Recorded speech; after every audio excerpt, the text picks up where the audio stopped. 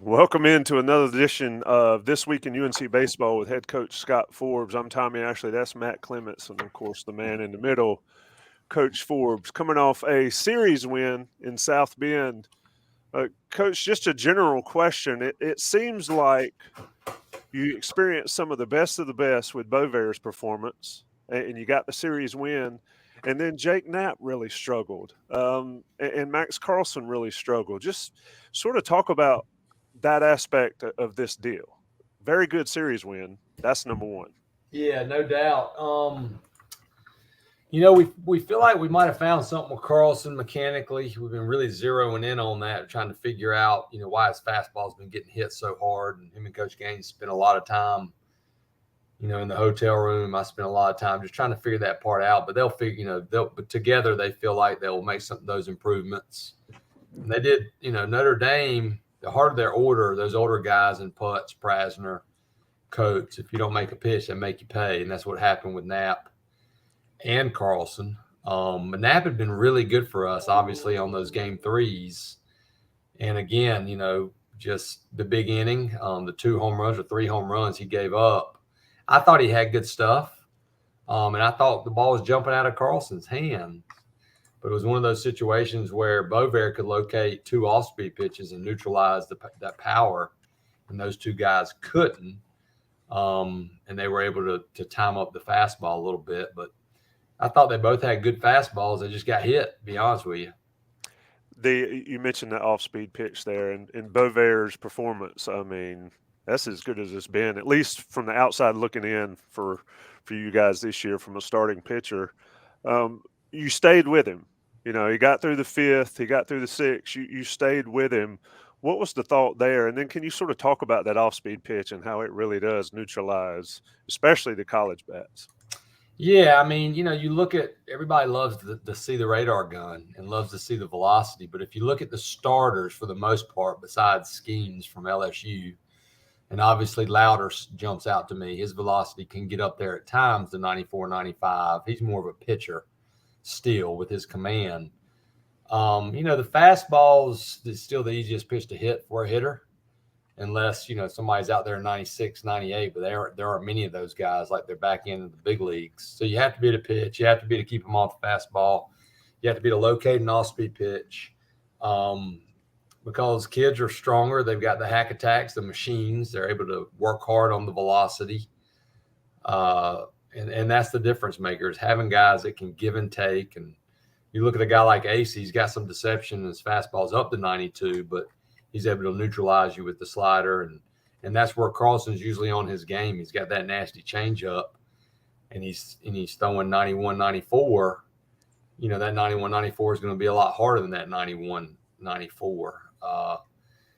So I think if you're going to be a starter in the ACC or the SEC, you better be able to pitch, because if you can't pitch, you're going to have to go to the bullpen. One of the real bright spots on Sunday was seeing Casey Cook getting 6 hits on the day in the doubleheader. Can you talk about what makes him so effective as a batter? Yeah, you need production throughout your order, and you have to understand the game of baseball. Everybody rarely is going at the same time. You hope maybe late in the season, if you're going to make a run, a lot of the guys are feeling it and they're hot, because you need to be hot offensively. But we went 2-2 on the week, and some of our guys that generally have carried us didn't have a great week offensively, numbers wise, but Casey Cook stepped up and had a great week. Johnny had 7 RBIs.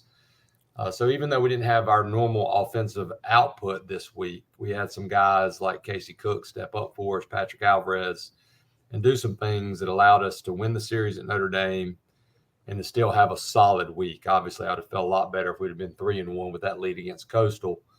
But you're trying to win series, and we accomplished that. And doubleheaders are hard. It's part of college baseball, obviously, with the weather and going up there. But, Casey had a great week for us, and we've always thought he was a good hitter, and he's starting to show that he's a pure hitter. Yeah. How concerned are you with the struggles in the ACC with Stokely, Asuna, and Frick not really getting it going right now in conference play with the bats? I don't I wouldn't use the word concern much for me personally. I keep my eyes forward, and I understand that every weekend series is a new weekend series. Yeah, the ACC stats are the ACC stats, but you want to win series. And I'm looking at it more like, okay, we've won some series with those guys really not clicking yet in the ACC. If they get clicking, we might can mix in that sweep, or we can continue to win series. And at the end of the day, Matt, we're just trying to get better. But those two guys, we do need them. We need them to play well in the league and to produce for us. And I believe they will. Coach, when you look at, you mentioned winning series and just keeping up with the message boards on Inside Carolina and listening to folks talk. I mean, obviously you want to get the sweep, but it was kind of similar to the Virginia series for you guys earlier, where they got the first two, you got the last one on a big win, and then sort of mirrored that to this weekend at Notre Dame. Is there a mindset change, or what's different in that third game when the other team has won those two? I wish we could figure it out. We were talking about that on the bus. I feel like in double headers, I would love to know the percentages of a team that swept a doubleheader over the last 20 years. It's got to be under 25% because they're just so hard. It's 18 innings, right? Mm-hmm. It's hard to win both those games back to back. But we talked about it before the game, like, hey, we got an opportunity right here. And unfortunately, we got down there, got through well. But the mindset is, maybe the only thing I can think of is, anytime a team wins two, they've won the series already, obviously. And the other team, their back's up against the wall, and they know that if they don't win this game, they're going to get swept, which can be a very powerful force. But for us, I told our guys we got a chance to get that sweep. That's how we need to be playing, just like we did against Virginia. Unfortunately, it didn't go our way, but it's odd because double headers, they're just tough. I mean, at the end of the day, both teams are out there a long time, and that it seems like the second game, the key is how do you get off to a start? We didn't get off to a good start. We were down 6-0 after 3. I think if we jump on them early and we have good at bats early, we punch first and we're up 3-0, the momentum game definitely comes in from that first game. Looking at your pitching rotation, you know me, I ask all the pitching questions. Carlson struggled. He struggled several, and you mentioned him earlier and about what you guys are working with. Knapp's been really good. You got, it's a one-off, but it's South Carolina tomorrow, I guess.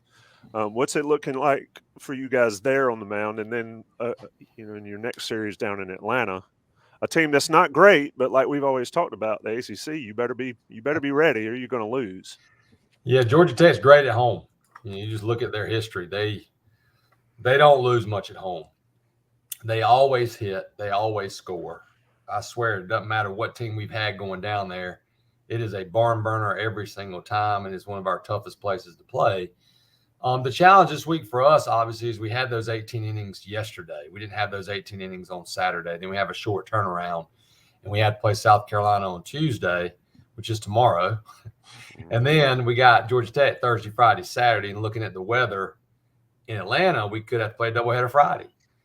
So we have to be strategic and as smart as we can on, with tomorrow's game. And really, it's, it has to be a staff day. It's just one of those things with the Thursday, Friday possibility, even with the Thursday, Friday, Saturday. I haven't decided on who's going to actually start the game. But basically, we're going to try to throw, our 7 or 8 relievers, top relievers, and get them in there and get them out of there and try to match up a little bit. I think South Carolina is in a similar position. The only difference is they played their doubleheader. They didn't play a doubleheader. They played Thursday, Friday, Saturday straight up. So they got Sunday and Monday. They got 2 days. But they have a Thursday, Friday, Saturday against LSU. So I'm sure they're going to try to pick, their arms here or there. So I don't know who we're going to start yet. We're watching some video and trying to figure that out. But my guess is going to be Cam Pageant or Dalton Pence. Pence doesn't have a start yet. And then we're going to leave Carlson on Thursday. Bovair will pitch Friday on short rest, and Knapp will go Saturday. Let me ask a question about that South Carolina game before I kick it back to Matt. How do you balance the desire to beat South Carolina versus the desire to be ready for an ACC series in 2 days? I mean, you got to play to win the game, but you also have to make some tough decisions because, like Kevin Acey is a great example. We can't throw Kevin Acey out there in the 6th inning and let him throw 60 pitches. Can't do it. He's got to be ready to come out and close 2 games, possibly 3, between him and Poston against Georgia Tech. So you have to hope 1 or 2 guys step up that haven't necessarily thrown a lot when you're in that situation. That's the negative of going to the Thursday, Friday, Saturday series. But that's part of it. It's both teams have the same challenges. Ideally, we wouldn't have played 18 yesterday going into this Tuesday game, but it is what it is, and we're not going to make excuses. But I can tell you one thing, we're going to try to win the game. And, we just have to be smart with not taxing guys and just giving guys shorter stints. Coach Forbes, when you're looking at the ACC stats, it's something that just jumped out is that opponents are fielding 986 against North Carolina. How much of that comes into artificial surfaces? Obviously it's a small statistics, field there, but can you talk about where the defense is I think the teams are good, number one. They've all fielded well so far on the season. Obviously 3 games against Notre Dame are on turf. 1 game against Pitt. We didn't get that. I guess we won the series, if that's what you call it. And the other ones are at home. But we hit some home runs, so we're not going to hit as many ground balls. So that can have something to do with it because catching a fly ball is easier than catching a ground ball. But to get that fielding percentage down a little bit, we need to do a better job of pressure and defenses with 2 strikes. And, not strike out as much looking, especially sometimes it is a ball, but you got to try to move that ball and pressure the defense a little bit more. Yeah. One of the things you were talking about trying to make up some of the missing games to get to 56 on the season.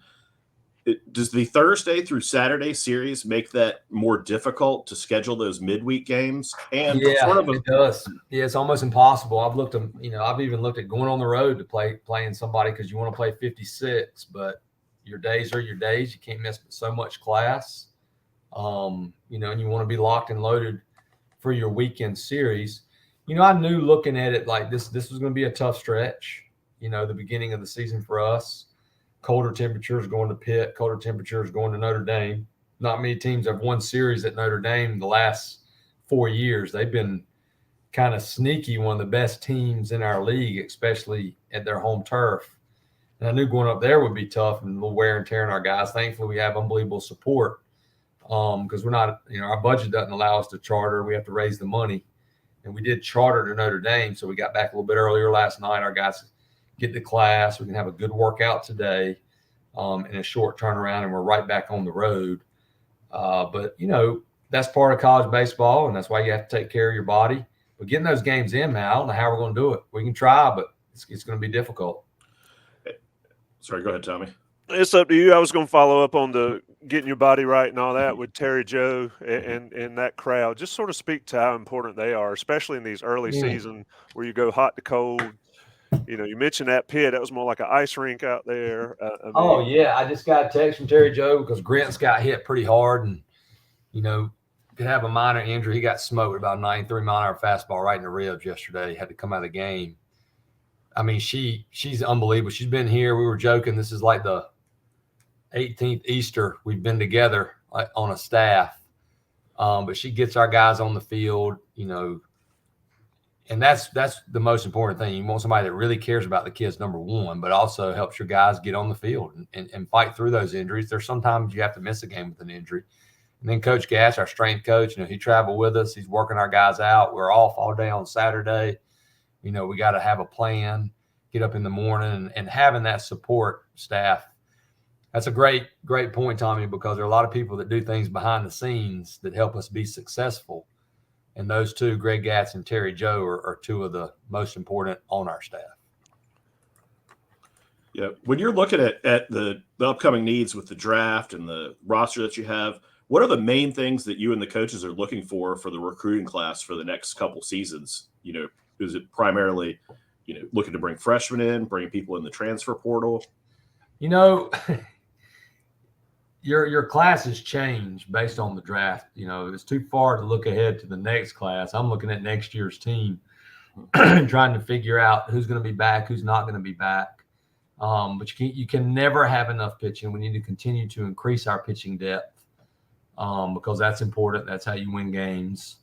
And obviously, middle of the order RBI bats if you're going to lose some of those to produce runs, to get power, to hit the ball in the gaps. But as far as you want to leave the door open for some transfers, of course.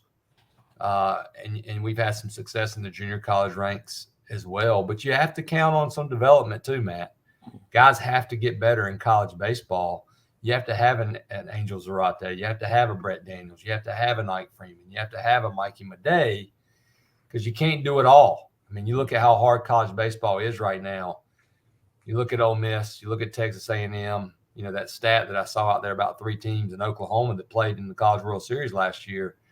You combine their records this year, they're not very good. It's just it's hard. It's a hard balancing act, and the scary part of the transfer portal is you're trying to strike it basically for 1 year, and you know, what type of chemistry are you going to have? How's your locker room going to be? You know, those things are a factor. You can definitely bring in some, but in North Carolina, we're not going to have the luxury of having a roster of just transfer portal guys. We have to continue to bring in great high school players, and those guys have to work and get better for us. Last question. We're talking to head coach Scott Forbes of North Carolina Tar Heels. Scott, we're reading minds here because I was going that way. How much is development on the coaching staff? How much is development on the player? Is it a 50-50 split there, or is it some combination of it? Yeah, you know, you like to say as a coach, you'd like to be like, oh, you know, we help these, and we do. I use more of like, because I really remember being a player, and you know, I can proudly look myself in the mirror and say I worked hard, really hard, to get better. So the coaching staff, in my opinion, is there for the guidance. They can teach. They can tell you, okay, here's where we are, here's where we need to be. But I tell our players, you should take pride in knowing that you're the reason you're great. You know, hopefully you're around coaches that care about you, that treat you well. And, you know, I can bring a kid in and say, Tommy, you know, right now, here's where we got to get. You know, you got to get stronger. You got to get a better first step, whatever it is. And then the players got to put the work in. So, you know, percentages wise, I would say a lot of it is, you could say 50-50. I think coaching is very important and coaching matters. There's no doubt about that. We know that. But those kids that put in the work, you know, Mac Horvath, for instance, we're not the reason Mac Horvath is where he is right now. Mac Horvath is the reason he is where he is. And I firmly believe that. And hopefully, I think the better coaches are the ones that don't screw it up, right? They help them in the right ways, but also know when to kind of leave them alone. Great point there. Just don't screw it up. That would be my coaching mindset, especially coaching big time sport. That's Coach Scott Forbes, Matt Clements. I'm Tommy Ashley. We're sponsored by Johnny T-Shirt as always. Rate, review, subscribe, and all that. Scott, we will circle back next week. Good luck in Charlotte and good luck down in Atlanta. Yeah, we'll see you back at the Bosch, hopefully with a new scoreboard out there. Yeah, absolutely. Nice. There's not one up right now, so you better get to work. All right, boys, y'all have a great week and a great Easter. Yes, sir. Appreciate it. Yep. Be safe.